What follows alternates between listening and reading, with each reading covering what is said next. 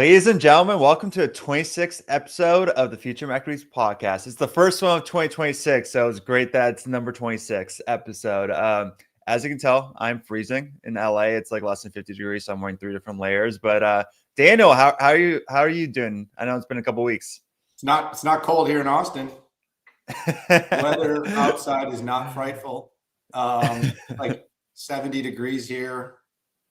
It's great. I mean, I gotta say, just for our audience out there, we're not old enough to make the weather our focus. We're not going to do that to you anymore. It's the last time we're going to start off talking about the weather. We can talk about your achy joints next, Shay. You can be like, man, my joints are aching. I'm 32 years old. I feel like I'm at that threshold now where I can talk about tendonitis. Baby, you're a baby. You're a baby. Well, I mean, how are the holidays? Let's talk about the holiday. Like how did Christmas, New Year's treat you? I know you were summer tropical. You were trapped for a hot minute due to all the Venezuela stuff. Like, yeah, kind of crazy. I got stuck in Aruba. I know, stuck. My tortured, privileged life. I was stuck there. I had to spend an extra day on the beach.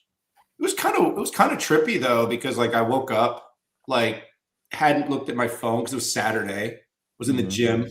Surprise, surprise. I was in the gym at like 5 a.m. and one of the staff comes up to me and they're like, no flights today.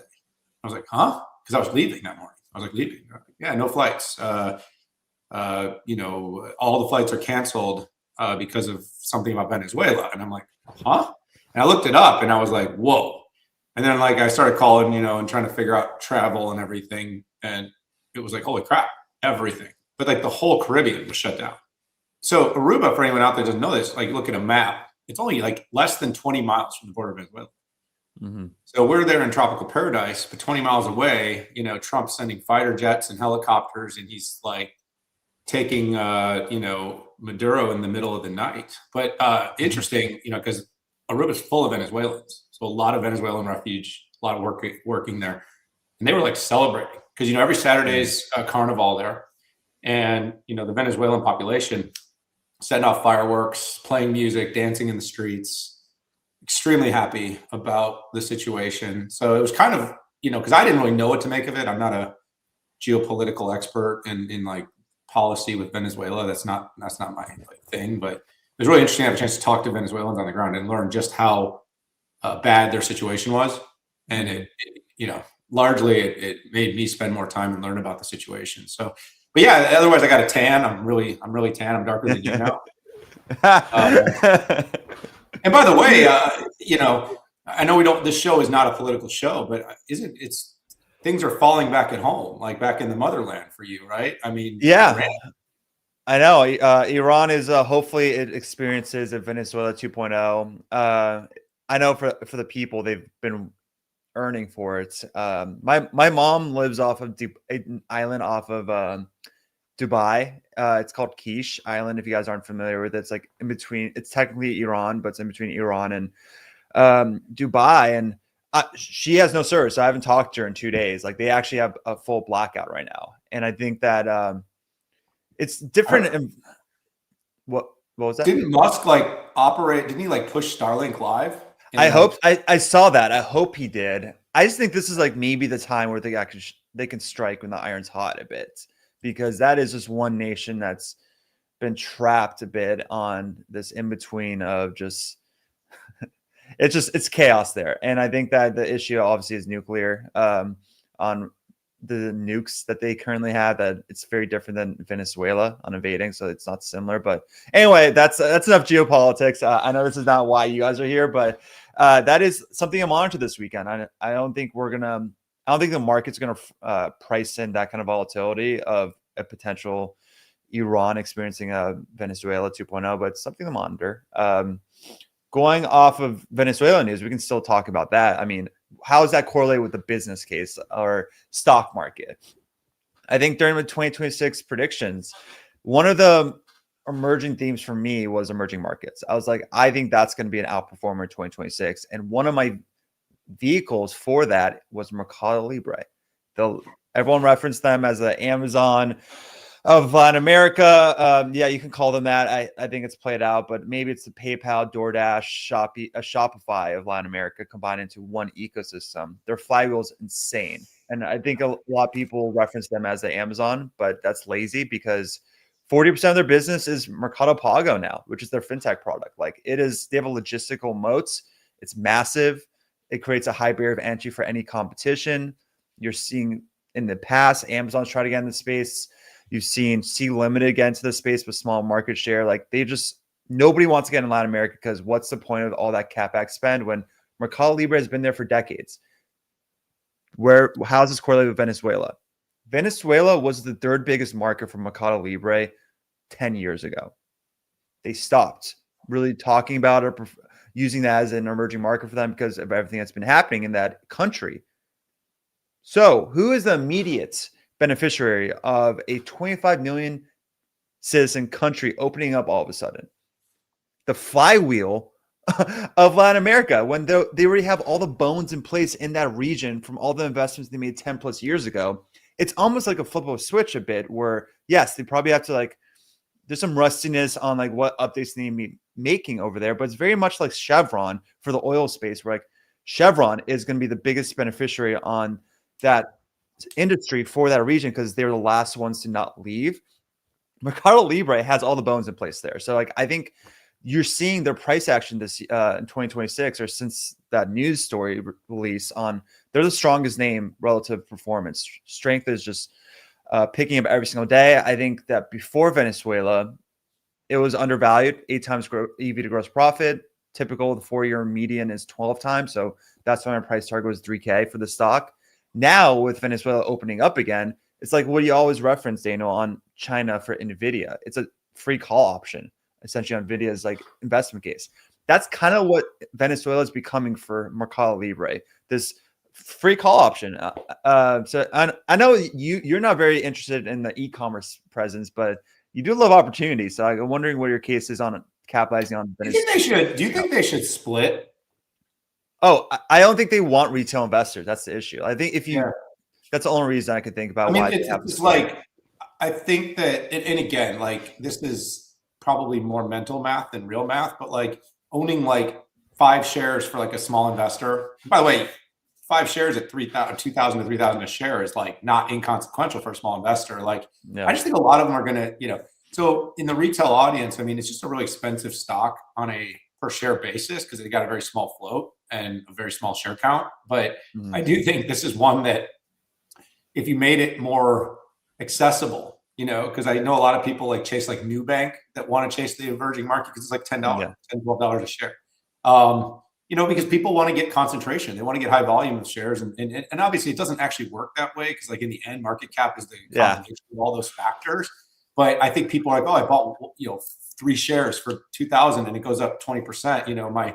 My 6,000 is now 7,200. It just doesn't feel the same to a retail investor as I bought 1,000 shares of Bitfarm and now I have them at $2 a share. And if that thing goes to 20, I have 10x. Nobody expects the Mercado Libre to go to 20,000 shares. Totally. But in terms of the company and what it does, it's an N of 1 in Latin America. It's if you believe in that market, that you got to acknowledge what's going on in Venezuela, Colombia, Cuba, across a lot of the Caribbean, Brazil. The narco politics, Mexico, it's still so unpredictable.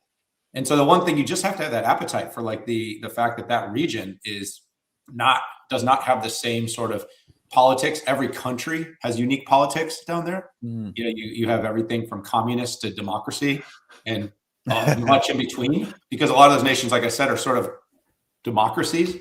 Yeah. So you just have to kind of understand that the entire emerging market theme and trade is not going to work like the domestic one. And so you have to, it's a lot of people with China, because a lot of people felt the same way, the China stocks are super undervalued. Totally. Now, one thing, by the way, is did you actually see how much the Venezuelan stock market is up? Oh my God. It's 10. It's not 10x since, is it 10x since? I think I saw, it's something insane. Let me see. And that's pretty wild, but it just goes to show that how restricted it was.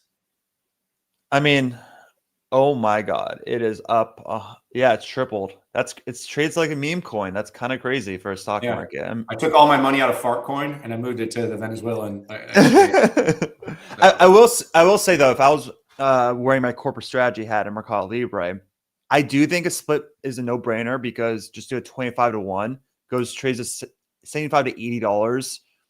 $100 is a magnet from there, especially if you're undervalued, technically speaking. And then you just get 25% juice all of a sudden because more retail investor come in to provide more liquidity. And there's always a psych level for $100 on a stock when it's trading around the $80 level, especially when there's a good theme and narrative. Essentially why Rock Collab is going to hit $100 because they're at $86, for example. ASCS is just at 95. That'll be amazing if we see ASTS breaking $100 for the first time ever on the stream. We'll see if that happens next hour or so, but they're up 5%. Rock Lab's up 4%. The year of space. I mean, like, this was also in my prediction in 2026. I think a lot of people are. It's just funny. It's a lot of people view that thematic in the lens of a traditional investor, value investor, where you just can't. I know you were participating in AI way before it became mainstream post ChatGPT. So like you do have some familiarities on being involved in a theme before it gets mainstream where you see in fundamentals. What There's trade-offs with it. There's just trade-offs. You just have to understand when you make those bets that you have a chance for an exponential gain, but you also have a chance for like an exponential loss. And anyone that's been through that, like a business with no fundamentals, just has to understand that like the ride is going to be different. You've got a ton of beta in these stocks. You've got a ton of volatility in the market. If a pullback or a meaningful recession comes, these things can go down 80%. And by the way, they could never monetize and at some point just go to zero. And you got to really make that decision of when does that happen and try to, decide when do you take a gain in these positions. Because like, the AI trade now is solid. What I mean is like AI is a real theme. There's real dollars, there's real revenue. You can invest with some level of confidence that these companies are going to, at least the ones that are going to survive. But, and by the way, there's a few places this kind of trade happens. It's happening in the space theme right now. It's happening in the quantum theme right now. You're betting long-term. It happens all the time in pharmaceutical because you're basically like my position in Viking is I'm betting on the best technology. It's a binary outcome. Yeah. A success. But if it doesn't eventually either get acquired or it doesn't do a distribution deal, the thing, even with a good product, it could fail and it could literally go to zero. So what your capital, like if you put capital into Mercado Libre or into Google or into, any value company, a Costco, like you're never worried about your capital going to zero. Yeah. You're worried about like, it could have a down year or even, a frustrating year where like it underperforms the averages. But you're never like, oh my God, my money's like at risk. Like my entire position in like something like Viking could literally go to zero. And so same thing with like an ASTS, like it's probably gotten more secure now that it has some contract value. But when you were early on in investing in that company, there was no contracts. It was just an idea. Oklo is another one of those companies. Like they haven't built anything yet. Like they have contracts, but they haven't actually even built, deployed an SMR yet. And until they do, that's a risk. And that thing's up huge because the nuclear theme is another one. It's another big, hairy bet.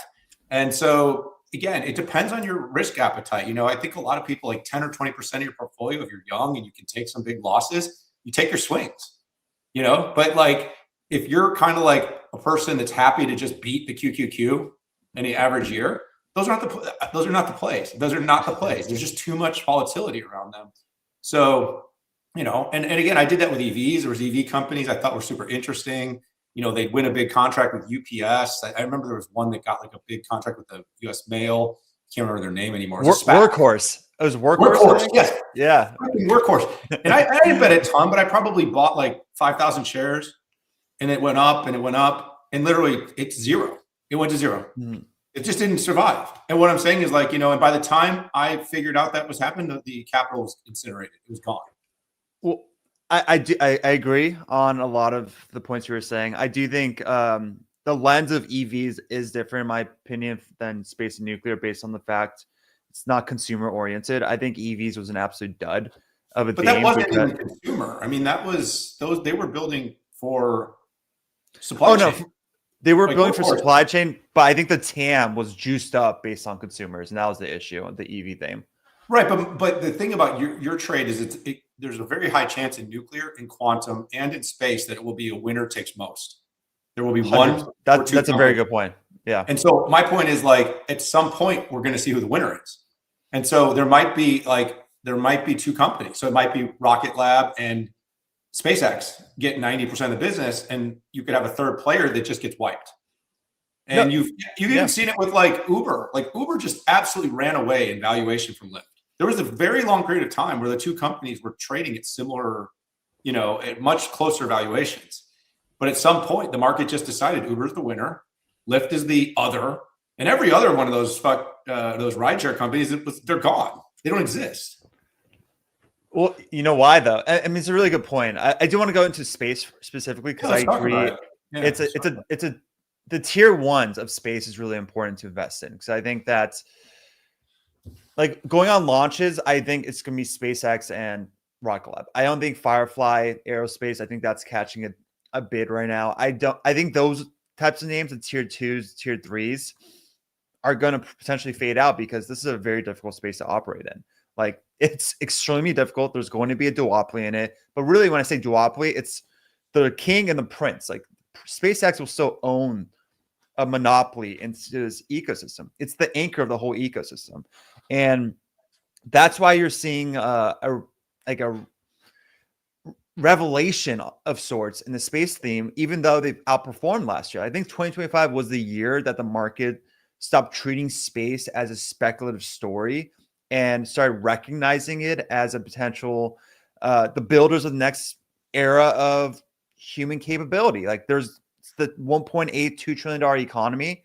It became much more realistic all of a sudden than it was communicated 5 years ago. So that re-rating was, it's maybe going to happen in a couple years rather than 10 plus years.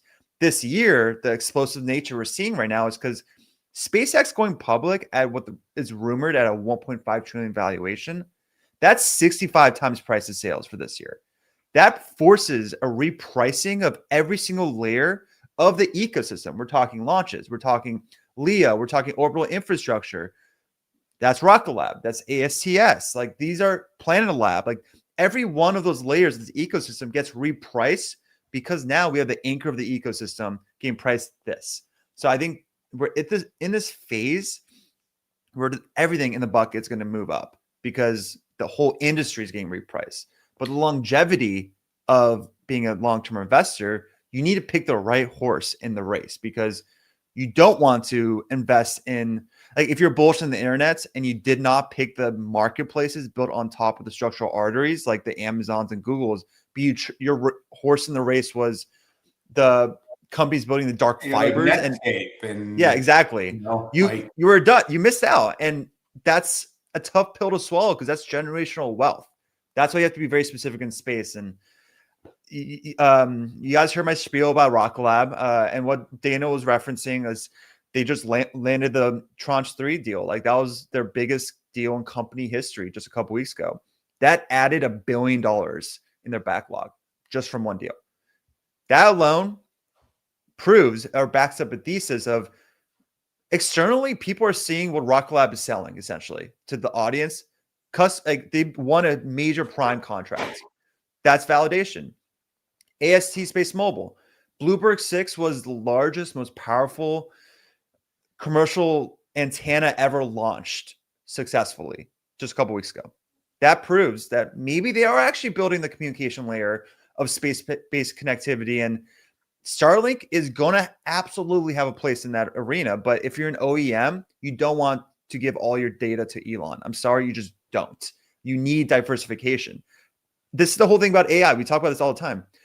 Infrastructure cannot have one source. It's impossible. You just cannot have that. So I think that this zero-sum mentality is anchoring so many investors because they're viewing something as an opportunity, but in the lens of the king, why bother? That's not the case. Like, you need optionality. Like on CES, I think good transition to CES because you were live there on the spot, and I think that I have my 2 cents on what happened on AMD's CES event and why people are disappointed, but I would love to hear everything that went on because it felt like it was tech Coachella in a way where just like a lot of stardom, a lot of updates, and it was great to see. Well, the C in CES stands for chips now. It's crazy. Yeah, it felt like a chip conference. It was Chip Enterprise Show. Historically consumer electronics, but right, we had Vera Rubin, full production. It became the moment you would have thought maybe GTC in March would have been the moment they would have kind of come out and said we're in production, pulling it forward, just accelerating, more efficiency, more power. Of course, 2.5 ton racks, 2 to 2.5 ton racks. This is just incredible. And NVIDIA basically complete redesign, just absolutely breaking physics. 6 new chips, every part of the stack is new. And it was able to, it's able to deliver well above Moore's law in terms of, with only 1.7x transistors. And so it's very, very interesting though, is like, we've got two or three things happening now. You got like all these constraints right now, constraints in the market. You got memory, memory is going to become, this is absolutely going to be the year of memory. I'm really proud to have been banging the table on Micron for a long time. Like it was going to come, the reckoning is coming. I think it was in the 60s you were banging the table in Micron. Yeah, and I was telling, and I had a chance to talk to some of these chip CEOs, some of these CEOs there.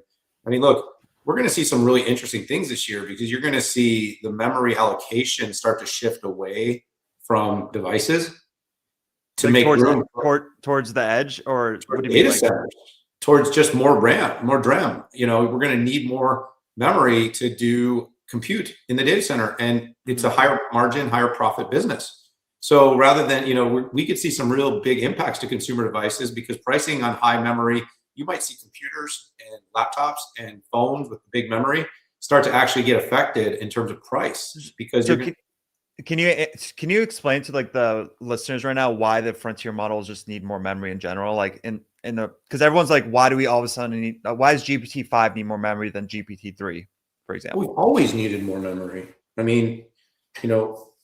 To serve the model.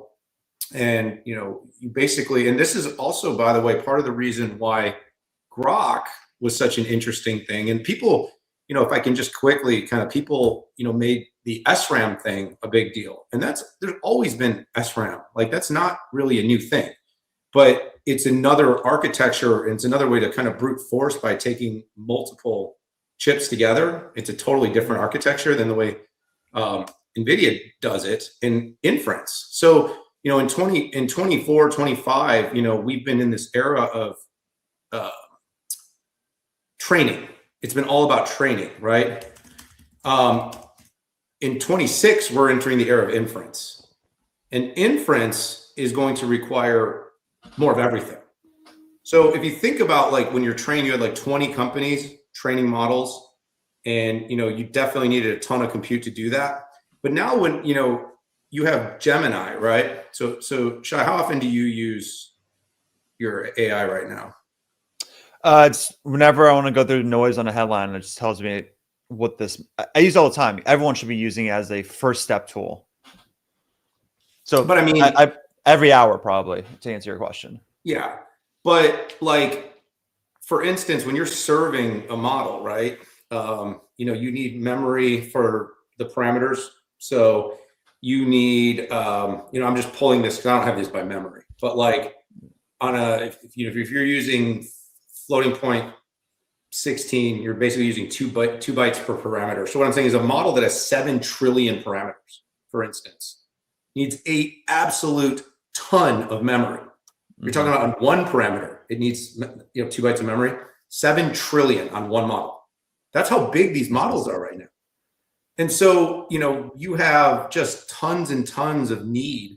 And then, of course, you have, different scaling rules. You have the size of the batch, the length of the sequencer token, the number of layers. These are all different things that impact the model, the use.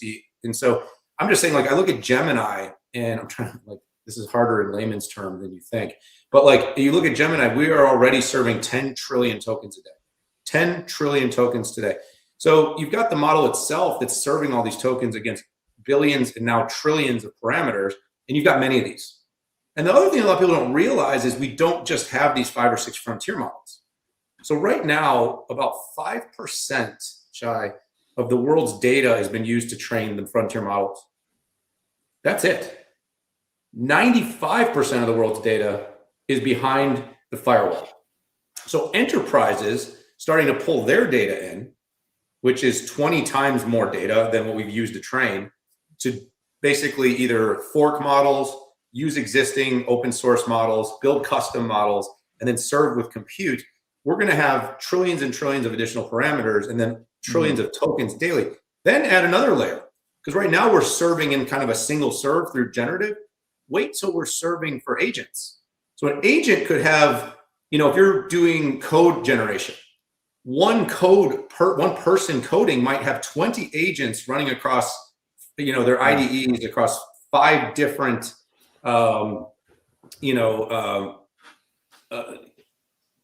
applications that they're working on, or 5 different functions within an application that they're concurrently working on in Cloud Code. And, you have all this work they're constantly serving, constantly utilizing. And so all of this pulls on memory. And so for Vera Rubin to perform better and deliver inference at 10x or more efficiency, it simply needs more memory. And so, and now we're also, the other problem we have is we're seeing about 100x more utilization. And 100x, like I said, is kind of conservative, Shy, because like once this agentic thing starts to take off, it's going to be so much faster. So that was probably like a second year collegiate overview rather than like a high school layman overview. But like basically the TLDR is we're going from billions to tens of billions to hundreds of billions to trillions of parameters by multiple different models, now serving multiple and many different functions, because it used to be just language. Now it's serving language. It's serving video. It's creating, audio. It's also creating visual. It's then creating, like, you got industry specific models, like for healthcare and image generation or image review. You've got models for banking, for anti-money laundering and fraud. And what I'm saying is you've got all these different models, all these different industries, all concurrently with trillions of parameters of data, and you have 95% of the data hasn't even been served yet to touch AI. And then on top of that, by the way, we're creating so much data every day that is new data, both synthetic and real, that all needs to now be trained into the existing models and then served up.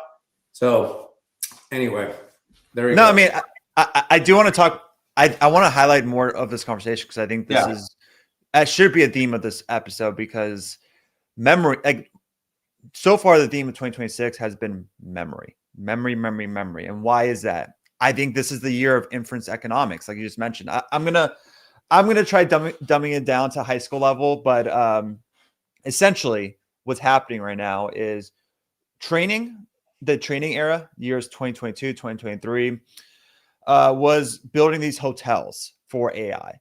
2024 was about inference, when you're starting to see like the networking plays, like the Broadcoms, the Stellar Labs, Marvell's, like they were kind of in the spotlight last year. They're building for those hotels and training. Inference is, all right, you guys all come stay at our hotel now, all you individuals. Like, we have the rooms, we built the hotel, now come stay there. Memory is kind of how you make these new tenants return back to the hotel, by memorizing what their favorite meal was at the hotel, memorizing what their preferences were for the room, like tailor making it for the user to return back to the hotel because they had such a great experience.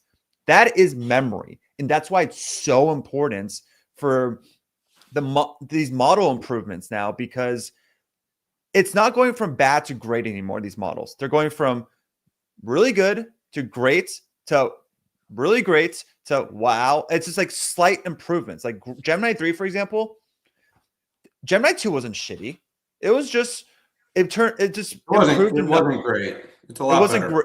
It's a lot better. That's a better term for it. It's better now. But that better term, they always get better, but we still have scaling laws, and scaling laws require, like, look, maybe the simplest way, even getting dumber and simpler, you have lots of parameters, you have lots of data and cache, and you have lots of concurrent requests. So what I'm saying is, like, when you take those three things, big parameters, you've got to get the memory close to the compute in order for it to serve the request quickly, and you've got billions of people ultimately using this stuff, and you want it with no latency. Yeah. Memory. That's not compute. I mean, it is compute, but it's the memory that enables the compute to do that. So there you go. That's probably the simplest way to have explained 100%. It. So and I think that the theme this year, though, at CES for me was AI is becoming memory first. So I think that's why you're kind of seeing a lot of the bids get validated. And it's also really funny because, like, again, you and I were very bullish on Google before the market validated Google as a winner, not a lagger in AI. This memory narrative is not new. It's like it's been here for like you mentioned, like you talked about 2 years ago, I think. It's crazy how vibe driven the market is in a way on repricing a stock when all of a sudden they're ready to price stock A because of this catalyst, when this catalyst has been very visible for years. Yeah. I think maybe another tailwind of this was NVIDIA acqui-hiring Grok for $20 billion, because that was their. And I started there and I kind of went off. I got off the reservation, but the long and short is NVIDIA acknowledged through the acquisition. I was advisor to Grok. I was on their cap table. I did very well on that deal. But the net of it is they had a very different approach to serving inference. And that was it, just super high speed language. They called it an LPU. Language, LPU instead of like language, instead of compute or graphics or anything else. And they were very specific about it. That's what they were doing. And they did it very well. And so one of the founders, Jonathan Ross of Grok, was the guy that helped develop the original TPU. And so he has a lot of great ideas. He's kind of a beautiful mind, and I think Jensen, this was a talent play. And it was also his big acknowledgement that inference and the custom chip market is real. And he didn't have to say it because, he's always said like, oh, they're a year out, they're a year behind, they're never going to catch up, maybe. But like we saw today, there was, comments from Charlie Kawwas at Broadcom, like their huge ramp on VA, huge ramp on TPU VA. V7, millions of units a month. Like, this is not XPU or GPU, it's XPU and GPU. So Jensen wants in.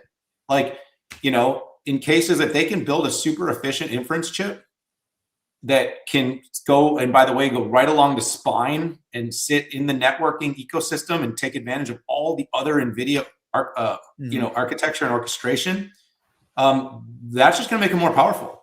It's just going to make NVIDIA more powerful if it can serve inference at scale, at another level of scale with a different economics. And, he wants to get after that. There's no question about that.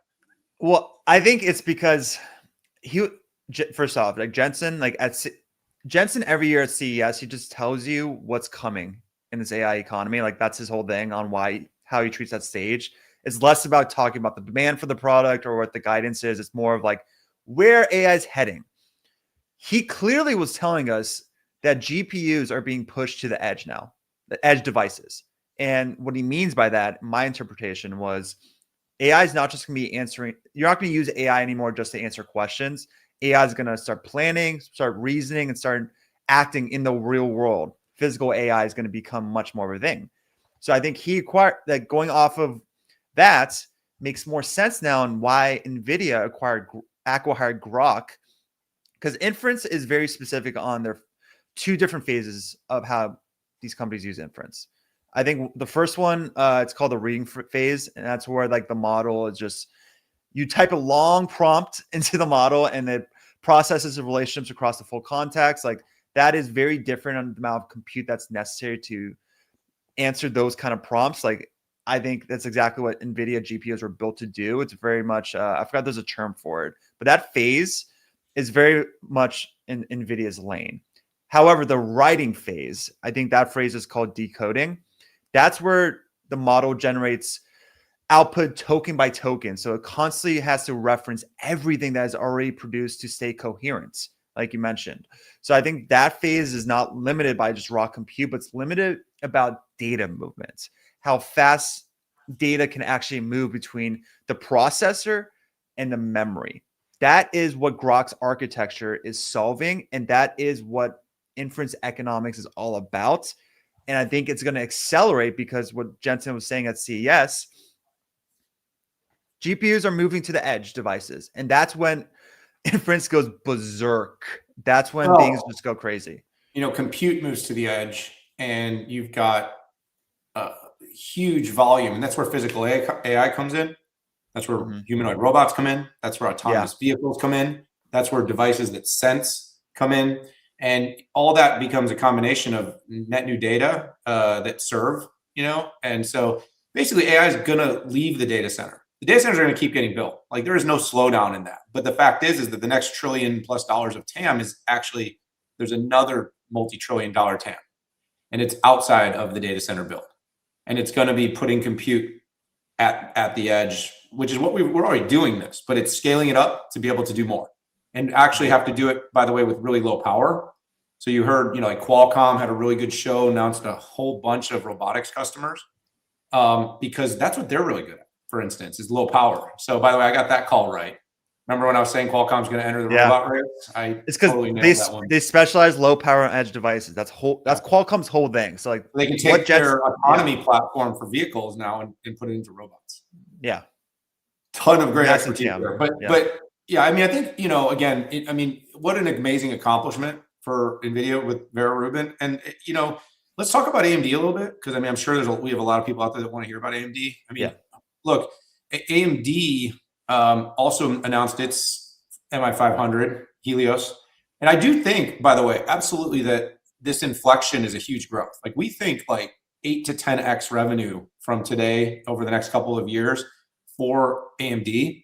And by the way, that's not really, in our opinion, at the expense of anyone else.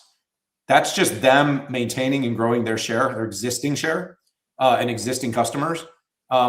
Because two things. One, the market needs competition.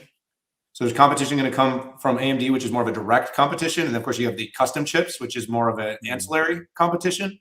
But also AMD's, it's doing well. They're technically speaking, they've done some really interesting things with memory. They've built a really compelling rack scale solution. There's still issues with a lot of people, in a lot of people's minds, with software. Is ROCm competitive with CUDA? And I think they keep making strides there. But I'd say largely the market prices it that they don't believe yet that AMD can truly compete there. But I do think they offer a very compelling alternative. And again, in an era where every chip that can be built will be sold, I do think AMD will do quite well. They also are betting on enterprise AI. So, NVIDIA has their RTX chips designed for like air-cooled in a data center for an enterprise that wants to do some small training loads and inference at the edge or in their corporate data centers. And AMD announced their MI440, which is their version of that, which is going to be an alternative to RTX to offer enterprise. Because we really like enterprise data centers. It's a big question. Like, are enterprises going to build their own data centers for AI? Like, I know they're going to continue to modernize their existing for compute, but like, are they going to continue to build for AI? And by the way, another big advantage that AMD has is their CPU. And I don't know if you guys know this, but with agentic compute, like CPUs are a rate limiter. So I think it's something like with Vera Rubin, like Vera's like, it's like 8x the cores of Grace. I think it's like 6 to 8. I don't have it memorized, but it's like 6 to 8 times cores. And by the way, when you're doing agentic workloads, like for agentic to serve correctly, you need a ton of CPU. So AMD, who's been very successful on that side, it should do quite well with their CPUs. And so that was another little thing that are paying attention to. ARM is going to do well. By the way, ARM is, for anyone that doesn't know that, Vera is ARM. NVIDIA doesn't always make that very clear, but Vera is an ARM-based CPU. And by the way, I think ARM's still going to be making some AI announcements soon too. I just want to make that. There's an AI chip coming there. And they've got a captive customer, by the way. I don't think people know this, but like Stargate is a captive for ARM. So if ARM can build an AI chip, it could Stargate could end up being full of ARM AI chips. I mean, mark that down, everybody. I want to give my perspective on the AMD for CS. Sorry, I kind of. No. As I'm doing that, I'm sorry. I'm looking. ASCS is 50 cents away from $100. They are up 10% today. So I'm like selling? watching. No way. I'm not selling. So, yeah, I get that question a lot. I don't even know what space economy is going to become. Like, it's too early to sell the winners of that arena. But going on CES, I think if you went into CES expecting Lisa to come out swinging with like, we're taking market share away from NVIDIA right now message, like, I get why you were disappointed. And maybe a lot of investors traded thinking that was going to be the narrative. And that's why it faded post CES. But that's not what the business thesis should be on why you own AMD. I mentioned earlier on the stream, this is the largest industrial build out we've ever had in the modern markets. You can't rely on one single source for that, aka NVIDIA. You need an alternative. So I think that AMD's whole thing is building a durable alternative platform for the next decade. And that was the tone that Lisa had on that CES event. And I think that what Lisa actually did on stage was lay out a vision where AI is not just cloud trained clusters, like you mentioned. There's a CPU angle. They're going to have to exist everywhere, like a hyperscaler data center, the enterprise server rooms that you just said that were never designed for AI and has to get like renovated for AI. The PCs at the edge, inside all these robots, inside these factories. Like, there's so many layers that AI has to kind of start touching and kissing that you need a second alternative source. And I think that AMD is just trying to make sure nobody's just comfortable depending on NVIDIA for the most important infrastructure built out in modern history. And I think that's underappreciated how big that opportunity is, because a sub 10% share of the AI accelerator market, that's causing AMD to triple their revenue next 4 years. That's why we think it could be like 50 billion plus. Yeah, that's enough of a that number keeps getting revised up. That's it's like, we didn't really talk about it, but TSMC, you heard that they're basically looking into how to expand capacity. Like, people keep kind of looking, because the TAM is TSMC, the compute TAM. Now they can build, and the energy could stop them from even energizing these things. But like, how many we can build? Because until Samsung and Intel really start to ramp production on any advanced data center AI chips, and that's happening, by the way. Those companies are winning deals, winning designs. But like, I can almost guarantee you there will be wafer announcements for Intel 14A that'll come. I don't know if it'll come how quickly, but that's going to happen. But the net of it is like, everything that can be built will be sold. Like, I feel like this is like, I have to keep saying this, like, it's not zero sum. Like, if Intel has a wafer, that can produce a competitive AI chip, it's going to produce it. If AMD has allocation of TSMC, they will build and sell MI. They will build and sell everything they can build. So looking at like what the total allocation and what they have, and then what they can build, you could almost put it against the part and the timeline that you have and the price per part, and you can figure out the revenue that they're going to generate. So I feel very confident that you will see like a 8 to 10x revenue over the next couple of years for AMD and just their AI accelerators. So, does that equate to stock price appreciation? I mean, it should. Does it? I don't know. Like, I mean, the market, the weighing machine, and it's a voting machine, so. Guys, ASTS just broke 100 live on the stream, doing a post right now about it. But going off of what you were saying on TSM, I think it's really interesting. I think Wei, the CEO, I think there's one individual that's making sure there's not an AI bubble. And what I mean by that is they are the gatekeeper of the whole AI build-outs. There's one AI factory. It's TSMC. Hopefully, Intel comes, like Foundry. There's some bullish commentary. Well, Samsung and Intel are going to join the party. It's just eventually. But right now, it's just TSMC, and I think that because the whole build out relies on just them right now as a single supplier or factory for that, they're controlling the pace. Like, they could be expanding capacity at irresponsible rate if they truly wanted to.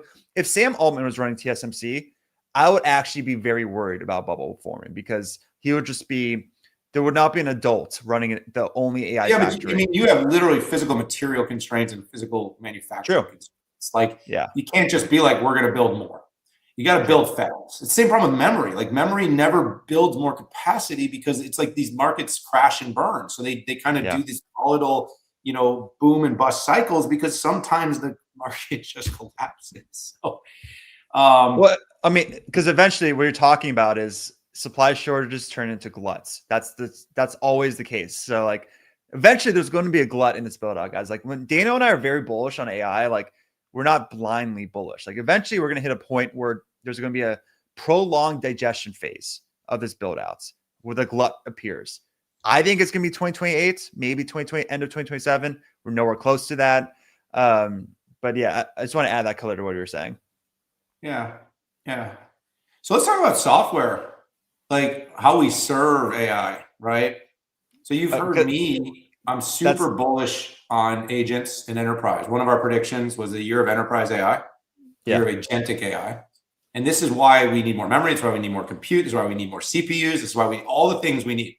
Because ultimately, when enterprises start doing this stuff at scale, this is orders of magnitude bigger than, like, what's my favorite thing to say, Shay? That the LLMs are not the TAM for AI. They're the basic inputs. This is not the actual product. It's the parlor trick. It was the first thing that everybody saw that AI could do, that they're like, oh my God, I'm going to use AI. That's it. That's what it was. And I mean, you're seeing even like the ChatGPT healthcare app, and like the ability though to sort of start to industrialize these or use them for specific verticals, and tons more data ends up being ingested. Now people are going to give their health data and start getting very, very personalized health. And I mean, I'm already seeing cases all over the internet. People like, I solved this problem I've been having, like health problem. Because I also heard Claude was the best for that too, by the way, which is crazy. Oh, Claude's great. I mean, look, Anthropic is a juggernaut. Like, I am not that bullish OpenAI. Because we're building our own, intelligence AI application, and my coding team, 100% Anthropic, Claude Code. And by the way, I'm doing Claude Code now too. I'm teaching it to myself. So, I've got like 5 terminals open on my screen right now. I'm actually learning. Here's what I want to build. Everybody give me an idea. I want to build an application that looks across the macro data presented daily, the market data presented daily, my personal takes, the financial data that Futurum keeps, as well as the market data that we keep. And every morning I want to have an app that opens up and tells me 5 stocks that could have over a 5% move in a given day. And I'm going to day trade this app. You guys heard it first. Daniel's trying to replace me live on stream. He's trying to create a Shy agent. You guys know I don't trade. You guys know I really don't trade. But my point is, like, I'm going to take a negligible amount of capital, and I'm going to try this application and see if I can get daily high volatility moves and use Claude Code to build the application to serve it. But there's so much you can do with it. Anyways, it's just moving really fast. But like, what does this mean as you see like ChatGPT go into healthcare, as you see Claude Code enable companies to build project management apps or workflow applications for their businesses that maybe used to be done in a CRM or used to be done in an ERP. Down. I mean, software down. And the question is, because here's my sort of ultimate thesis. Like, I do think like 5 to 10 of the big software companies will make it. They will make it. They'll make a pivot and they'll figure out a way. Because businesses like the SAPs, Oracles, Salesforces, they are so deeply entrenched in companies. And I'm not saying they love working with them, but it's the entrenchment and the integrations are so deep across the business. Very hard to change. But they are going to have to change their business models. They're going to have to move to a token model, output model. They can't do a seat-based model because most companies' seats are going to be less people, more agents. So the business model is going to break. And then on top of that, though, where they really add value, governance, compliance, sovereignty, and security. Because one thing is you can build your own apps, but are they secure? Are they? Do they meet all the compliance requirements? And by the way, over time, the cloud providers are going to build APIs and connectors that do all that stuff. So it's really, there's a thin time right now for these big software companies to basically make a pivot But here's what I will tell you: the market just simply doesn't believe they can do it. The market does not believe that these companies are going to be able to pivot, and they're all on sale right now. Or I agree. First off, it feels like you're just in my community this morning. That's literally verbatim what I said is happening in software this year.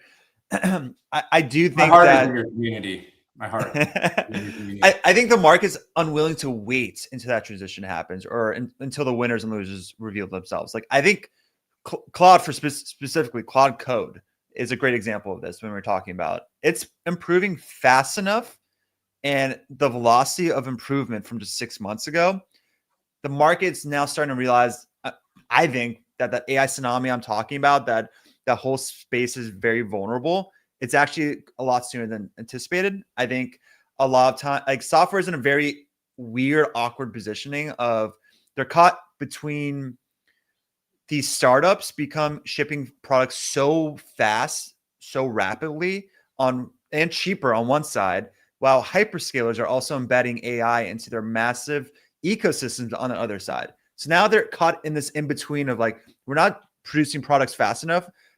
We're also not the cheapest. And also, so like now what do we do? We're in a transition phase. And they're giving amazing like development environments just to build like Vertex or Google's environment. You got Bedrock, and you can just do amazing between that and Claude.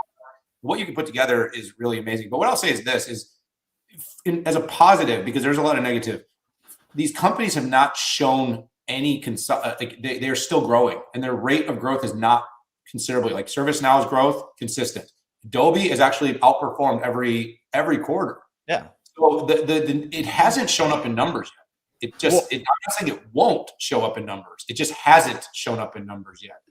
I think the whole space is getting the premiums getting re-rated. 45 times free cash flow is now the default's 30 times, for example. That's what's happening in the re-rating. So it doesn't have to mean that stock goes down 40%. It could mean the stock goes nowhere for 2 years until that multiple re-rates towards that level. I think it's a lot of wait and see, and I think a lot of investors aren't willing to pay the premium to be in. But what you just mentioned though, like AI security, like that's not going to get disrupted by Claude improving. Like all these multi-modules or these products, AI native startups, like they're not trying to disrupt cybersecurity. Like they're just creating these digital products that are going to have to get protected by the CrowdStrikes, the Rubrics, the Zscalers, Palo Altos of the world, like Cloudflare, for example, as well. Like, but the market is treating all those SaaS companies in one bucket and moving them with each other. So I think that's kind of where it looks weird right now. I think that's going to stop. Specific niches within the software ecosystem will still hold strong, but I think the CRMs, the DevOps tools, marketing platforms, like all of them are. I think the important thing to say about all of this is they're not doing it yet. Yeah. And I think that's why those, and also those companies, most of them don't trade at ridiculous premiums. I mean, Palo Alto and like those companies, they get pretty hammered even when they make what I think are good moves. They've been kind of very fairly valued. Maybe Rubrik has been one that's gotten a lot of retail support and maybe trades at a really high multiple given its earnings. But it's growing fast. I want to take just a minute, maybe at the end here, and talk about the AI utility trade. You and I were really into this for a while, and we've been quiet lately. And I get a lot of like, you still like Cypher, you still like Iron, you still like, what's your thoughts on Nebius? And like, I still love them all. I mean, not all of them equally, but I still absolutely love this trade. If you're right, and it's late 27 where we hit glut, and I actually think it's like longer than that. I don't think we'll hit a glut even that quickly, because that's a year to 2 years out is what you're saying. I think we're probably 3 to 5 years from potentially hitting overcapacity, because we're barely using the stuff yet. So if we're actually starting to use this stuff at scale, if Jevons paradox is true, if we're going 100x in terms of utilization almost every year, if models are really going to 7 trillion parameters, if every company is going to be optimizing open source models and using against all their data that's not only existing today, but created into the future. And then, of course, we can only build energy and energize this so fast. I think we're going to be constrained a lot longer. So I think where energy exists, energy will sell. I think I still, to this date, like I like the ones that are a little bit more pure utility than the ones that are trying to do the full AI. The marginal compute players is what you're referencing, like the Core Weaves and like those kind of names. Well, I think Nebius is really making some interesting moves to try to serve the enterprise, which I think is their specialty. And I think they're being rated for that. I think CoreWeave just has a nasty balance sheet. They just have a nasty situation. Well, they're NVIDIA's puppet, in my opinion. I don't think should be a standalone business, but yeah. They're just, it's just ugly. And so while I think they're going to I think their sales will keep growing because I just think people will buy. They need it. They'll buy it. I just don't know that model can have the margin can work over the long period of time if they can ever make money. And so that's my concern with that one. Like Iron's the most interesting because it sits in the middle. Like, are they trying to be kind of an energized play and they're just energizing compute for a hyperscaler? Or are they going to try to be like more of a Nebius? Or do they want to play that part? And standing up that capability it's not trivial. Go ahead. No, I think Iron has the cheapest GPU economics out there on their energy efficiency. I think they've seen what Google TPU efficiency can offer their ecosystem. So I kind of want them to take that risk. I hear you though. It's very risky what they're trying to become. It's a huge matzo ball hanging if they fail.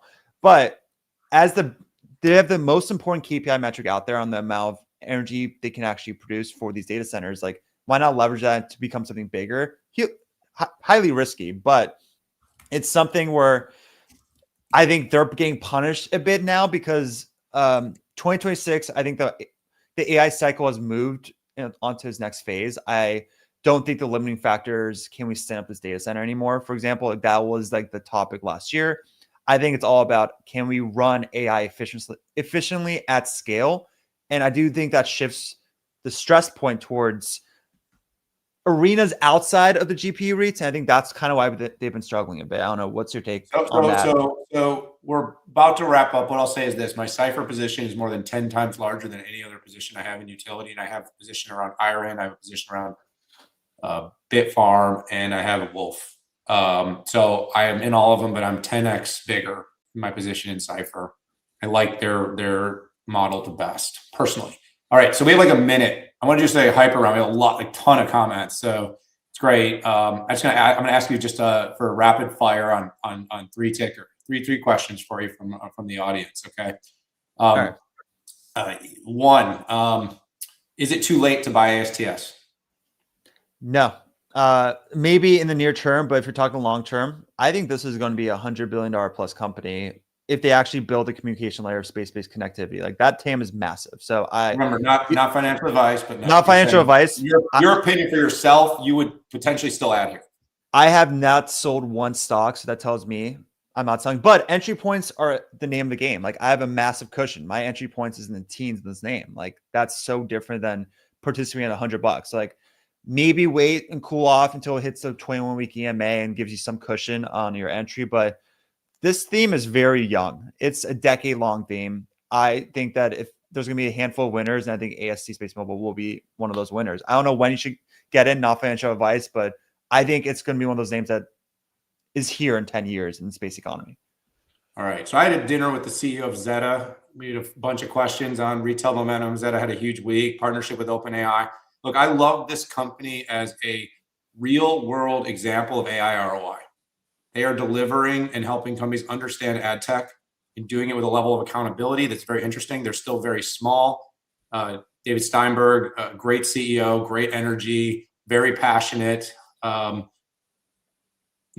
think if you're looking for companies that are doing offering an AI product and actually willing to be held accountable for the performance of AI at the application layer, it's an interesting company. Last one for you, Shay. Palantir. It's kind of moved sideways and around. It's been between 150 and 200. It's not gone up. I mean, I think when Venezuela happened, there was a lot of laughs about, the good thing we have Palantir, the best technology on the planet, intelligence and whatnot. But it's not, it's not been a rocket ship lately. It certainly isn't even close to what it was to its very all-time highs, right? Didn't it get almost to 200? Do you think Anthropic should be worth more than Palantir? No, that's stupid. Exactly. That's what's happening. It's stupid right now, actually. I'm not going to say it's always going to be stupid because Claude. No, but I'm just saying, like, the market, like multiple valuations is just like what you're willing to pay for a specific asset compared to other assets in the market.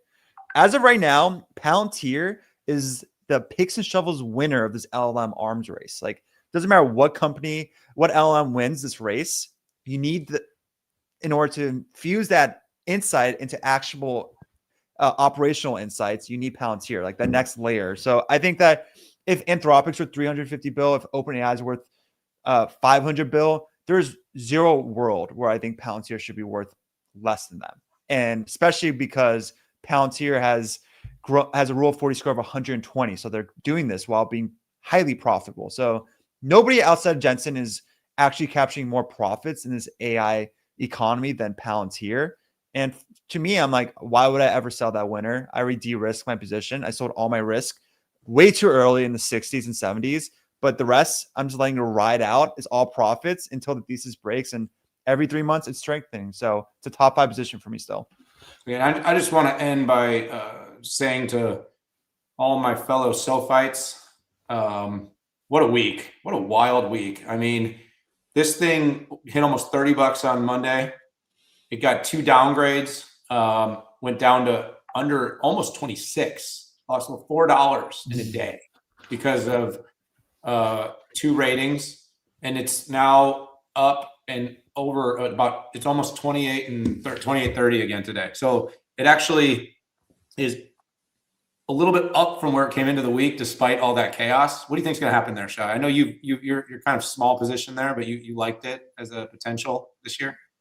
Yeah, it's a top 10 position for me. I think I'm treating it as more, it's my risk off name in my portfolio for growth, which is nuts because I know a lot of people, it's like the high beta. For me, it's like, it's a pillar that I think we're entering QE. I think we're entering a phase where this specific arena is going to perform really well in the next 1 or 2 years. And I think that, like you mentioned, Noto is highly incentivized for this stock to hit a certain price for him to make his bang for his buck. So I think that everything's aligning for this name, and I think that they've executed flawlessly, and they don't really have the crypto vulnerability that Robinhood has, because half of Robinhood's revenue is crypto transactions. So that's why they move with crypto prices. Crypto prices are showing a lot of weakness for whatever reason. SoFi is kind of insulated from that, but also participates in that in a way. I like SoFi's a top 10 position for me. I've been adding in the mid 20s. I'm late to the game, so I'm not like pounding the table, going all out on it. But when it feels like it's trapped between $30 and $25. So every time it hits the 25 level, I've just been adding a lot. Yeah, I think that's great. Still love it. Haven't sold a single share. No plans to. We'll let y'all know if I ever do. What a show. We're back. We're back. We're back. Apologies. We should have left some more time for the Q&A part, but listen, I brought a bunch. I mean, there were so many comments, but like, we brought a bunch of them in. So it's on. We'll do our best. We were out for 2 weeks. We had a lot to catch up on. So again, thanks for hopping on. I think this is great that we're third straight episode we've done exclusively on YouTube. We're going to build this out 2026 the rest of the year, and hope you guys enjoy the weekend. The market is roaring. It looks like it's very green today, up 1% almost. So tune in next week for episode 28. Thanks for hopping on.